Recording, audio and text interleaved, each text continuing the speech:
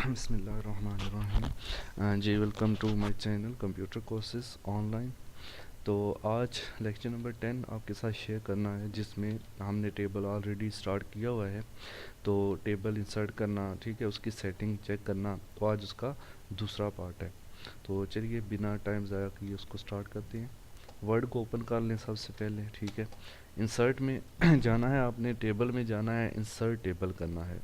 Insert table कर दो। पहले हमने इससे ये वाली चीज़ें की थी, ठीक है, इस तरह से टेबल किया था। डिस्क्रिप्शन में पुराना लेक्चर मौजूद है, बल्कि सारे लेक्चर आप वहाँ से देख सकते हैं जिन्होंने नहीं देखे। तो आज इंसर्ट टेबल सबसे पहले पूछेगा जी नंबर ऑफ़ कॉलम्स आपने कितने रखने हैं और नंबर ऑफ़ रोज़, ठीक है। ये चीज़ हम डिस्कस कर चुके हैं कि कॉलम्स क्या होते हैं, रोज़ क्या होते हैं। डिस्क्रिप्शन के अंदर लिंक्स मौजूद हैं, लेक्चर आप देख सकते हैं। तो यहाँ से 5 है, मैं इसको फॉर एग्जांपल यहाँ से फोर कॉलम्स मुझे चाहिए और मुझे रोज़ चाहिए 3। तो ये मैंने इसको क्वांटिटी बता दिया। यहाँ से आप इसको बढ़ा सकते हैं, कम कर सकते हैं इन बटन से ऊपर नीचे इसको, या वैसे आप इसको ऐसे सेलेक्ट करें और टाइप कर दें इधर 5 टाइप कर दें। 5 रोज़ मुझे चाहिए और 4 कॉलम्स चाहिए, ओके कर दिया इसको। ये वाली सेटिंग आगे जाके इधर देखते हैं बाद में। इसको जस्ट इतना कॉलम की तादाद और रोज़ की तादाद देने के बाद आपने ओके करना है।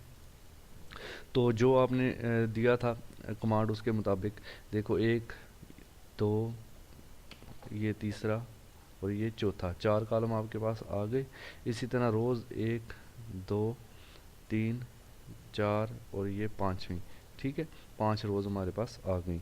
बाकी अभी देखो व्यू के साथ कोई बटन नहीं बना हुआ। जब टेबल के अंदर क्लिक करेंगे तो ये दोनों डिज़ाइन और लेआउट का बटन आ जाएगा। लेआउट हमने स्टार्ट किया हुआ था, तो लेआउट का हमने यहाँ से लेकर अरेज से लेकर यहाँ तक का काम, टेबल को तकसीम करने तक का काम कर लिया था ये सारा, ठीक है, पिछले लेक्चर में। लेक्चर नंबर 9 में आप डिस्क्रिप्शन से देख लें। आज हमने आगे ये वाला काम चेक करना है। सबसे पहले ये वही कमांड है जो इंसर्ट करते वक्त आई थी। ऑटो ऑटो कंटेंट और फिट तकरीब विंडो का एक ही काम है कि ये कॉल इसके अंदर अगर मैं इसको यहाँ पे रख देता हूँ ऑटो फिट विंडो में, यानी यहाँ से ऑटो फिट विंडो, तो मैं जैसे इसके अंदर लिखता जाता हूँ, ये देखो आप, ये इस तरह से इंटर करेंगे, अब इसके नीचे आ जाएगा पहली विंडो जो है, पहली वो जो भी पहली मैं इसको लिखूँगा वो उसमें इंटर यहाँ पे आगे जा रहा है। लेकिन यहाँ पे जब मैं इसको कर देता हूँ, फिक्स कर देता हूँ, फिक्स कॉलम विड्थ कर देता हूँ, तो फिर ये देखो आगे नहीं जाएगा। ऐसे इसमें कुछ टाइप करते जाएं, इससे आगे नहीं जाएगा, क्योंकि कॉलम की जो विड्थ है वो फिक्स हो चुकी है। और जो ऑटो फिट होता है उसमें राइटिंग करते जाते हैं, उसको अपनी मर्ज़ी से फिट करता जाता है, ठीक है। जितनी आप राइटिंग करेंगे उतनी वो, अब फॉर एग्जाम्पल ये है, इसमें अगर मैं इसको फिक्स कॉलम विड्थ कर दूं तो ये इसकी कॉलम की चौड़ाई फिक्स हो गई है, इसमें लिखते जाएंगे तो ये नीचे आएगा, आगे नहीं जाएगा। लेकिन इसको अगर आप ऑटो फिट पे रखेंगे तो ये आगे जाता जाएगा ऐसे, ठीक है। ये चीज़ क्लियर है। उसके बाद इस राइटिंग को डिलीट कर देते हैं, टेबल एक दोबारा इंसर्ट कर लेते हैं इधर से, इंसर्ट में जाके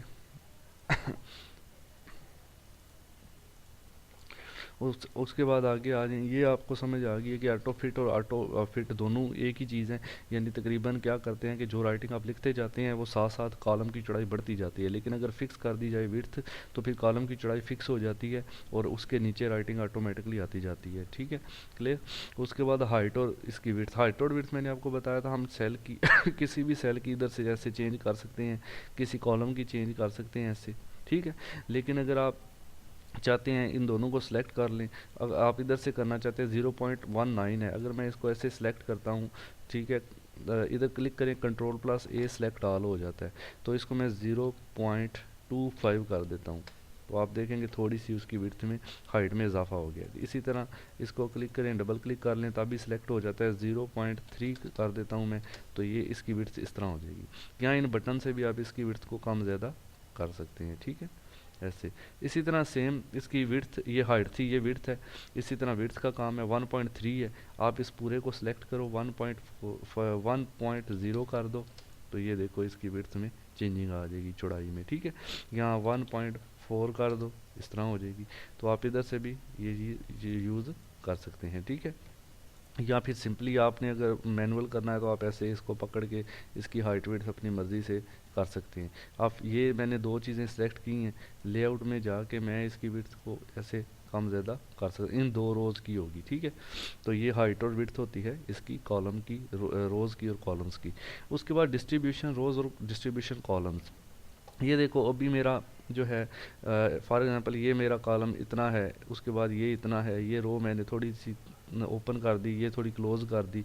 अब डिस्ट्रीब्यूशन जब मैं करूँगा मेरी हर चीज़ इक्वली डिवाइड हो जाती है, ठीक है। यानी मैंने इसको सिलेक्ट किया, सेलेक्ट करने के बाद डिस्ट्रीब्यूशन रोज़, पहले मैं रोज़ पे क्लिक करूँगा तो जितनी भी रोज़ हैं वो इक्वल डिस्टेंस में तकसीम हो जाएंगी, ये ऐसे। अब देखो हर रो का डिस्टेंस इक्वल है, ये आप देख सकते हैं, ठीक है।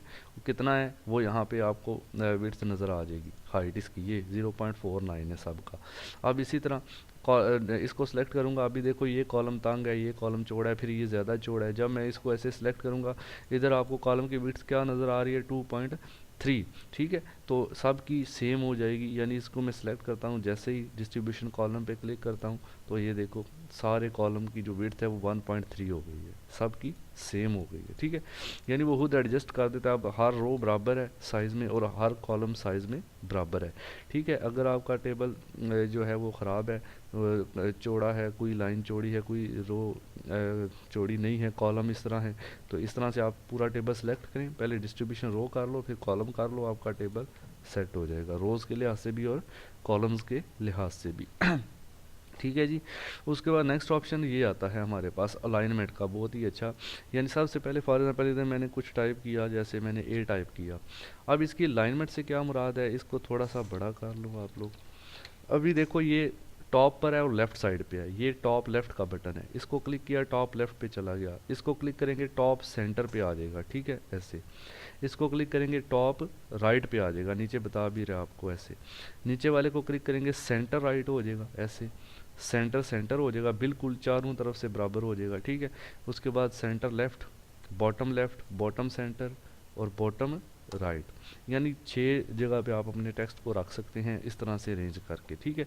तो जब भी आप पूरे टेबल में, अब फॉर एग्जाम्पल मैं इधर कुछ लिखता हूँ, देखो इधर लिख रहा है, इधर लिख रहा है, इसका इधर लिख रहा है, मैं चाहता हूँ जब भी मैं कुछ टाइप करूँ सेंटर में टाइप करे, उसके लिए आप पूरा टेबल सेलेक्ट करो ऐसे।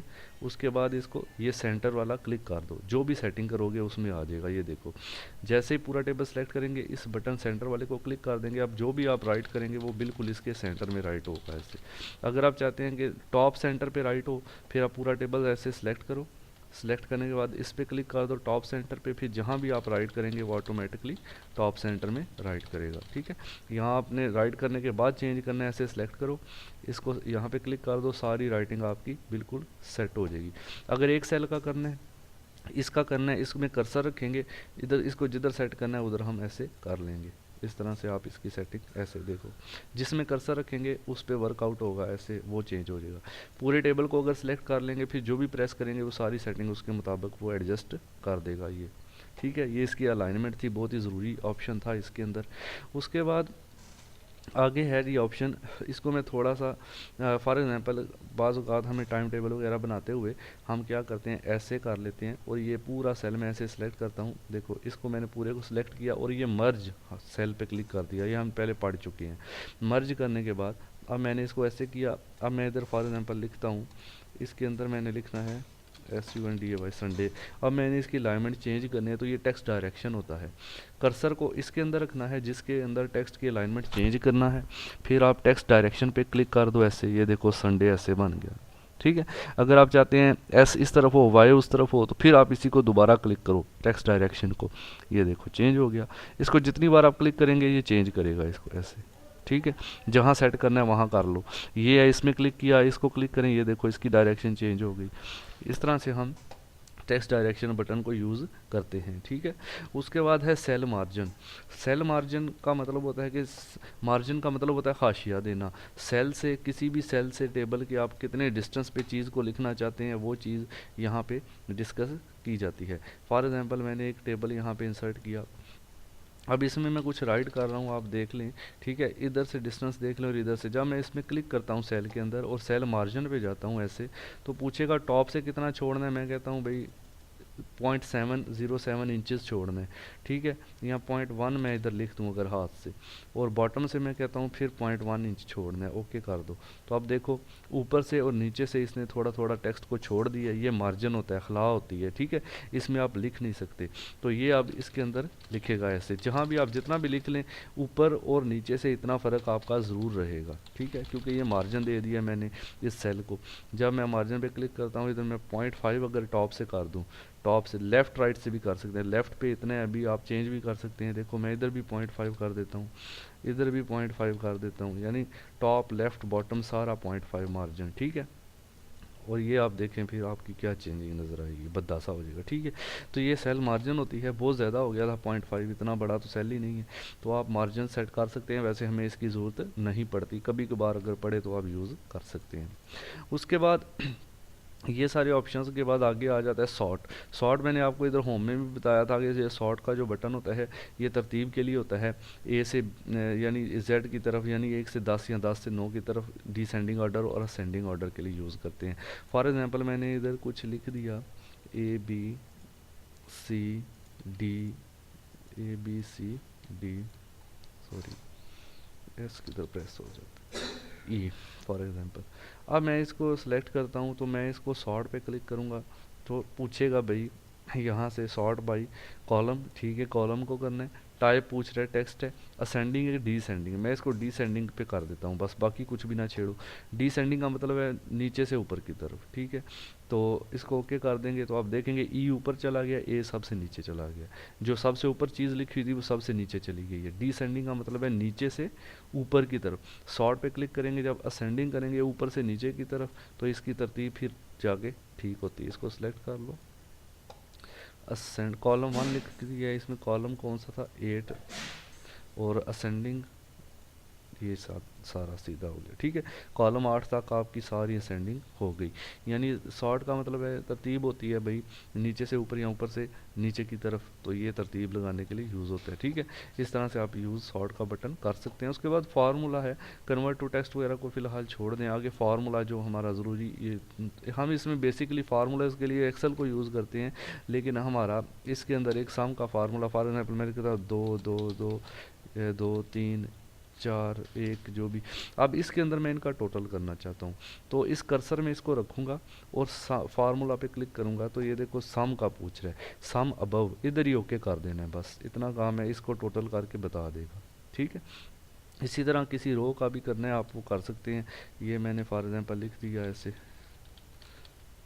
कुछ भी लिख देते हैं, इसके अंदर इसका टोटल करना है, इस पर क्लिक करूँगा तो सम इसको जो है वो फार्मूला, बल्कि ये पूरी रो आपको टाइप करना पड़ेगी यहाँ तक, तब जाके फार्मूला वर्कआउट करेगा। फार्मूला में भी नहीं, सेल में प्रॉब्लम, इसको डिलीट कर दो। यानी हम रो वाइज भी सम ले सकते हैं और दूसरी तरह भी ले सकते हैं। टेबल दोबारा बनाना पड़ेगा शायद, डिलीट कर देते हैं इसको, सर टेबल, चलो 3 3 4 2 5। अब यहाँ पे इसका सम लेना है, तो लेट्स सी फार्मूला, ये देखो सम ब्रैकेट में लेफ्ट आ गया, ओके करेंगे, इसका टोटल बता देगा ये, ठीक है जी। तो ये सम फार्मूला यूज़ करते हैं हम इसमें, बाकी फार्मूलाज के लिए हम एक्सेल को यूज़ करते हैं, इसको यूज़ नहीं करते। तो ये इंसर्ट टेबल का ऑप्शन था भाई।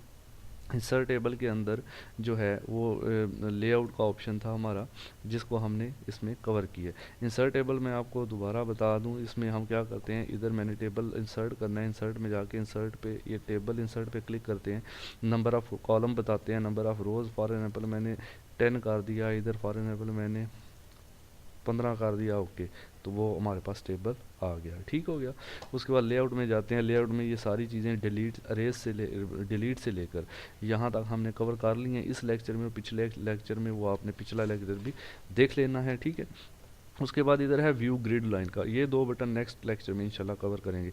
View grid line, view grid click करते हैं जैसे ही तो इसको व्यू ग्रिड लाइन एक जाल सा होता है, ठीक है, एक ना एक्सेल में यूज़ होता है, यहाँ पे ये शो नहीं होगा, मैं चेक करता हूँ, अगर होता है तो ठीक है। जूम कर लें, select table, view grid lines, नहीं जी इस पे काम नहीं कर रहा। नेक्स्ट सी प्रॉपर्टीज़ जो है, ये प्रॉपर्टीज़ सारी यही चीज़ें हैं जो आप ये लेफ़्ट सेंटर वगैरह अभी पढ़ चुके हैं ना। प्रॉपर्टीज़ पे क्लिक करें, देखो left centre top right bottom, rows की हाइट विड्थ, ये यहाँ से वगैरह वही सारी, सेल का मार्जिन वगैरह ये सारा वही है जो आप कर चुके हैं, ठीक है। ये सारी चीज़ें उन्होंने इसके अंदर इकट्ठी कर दी हैं प्रॉपर्टीज़ के अंदर, तो ये चीज़ आप यूज़ कर लें तो कोई इशू नहीं है। नेक्स्ट लेक्चर में इंशाल्लाह हम करेंगे क्या, ड्रा टेबल, ठीक है। इंसर्ट के नीचे है ड्रा टेबल भी चेक करना है और इसकी सेटिंग चेक करनी है, ठीक है। इसके लेआउट की सारी चीज़ें हमारी तकरीबन जो यूजेबल है सारी कवर हो चुकी हैं। डिज़ाइन के अंदर जाएंगे, नेक्स्ट लेक्चर में डिज़ाइन का भी इंशाल्लाह कुछ ना कुछ कंसेप्ट आपको दे देंगे ताकि लेआउट और डिज़ाइन हमारा कंप्लीट हो जाए। तो नेक्स्ट लेक्चर में इंशाल्लाह मिलेंगे। चैनल को सब्सक्राइब कर लें, वीडियो को लाइक कमेंट और शेयर ज़रूर कर दें, ठीक है। देखने के लिए शुक्रिया, अल्लाह हाफ़िज़।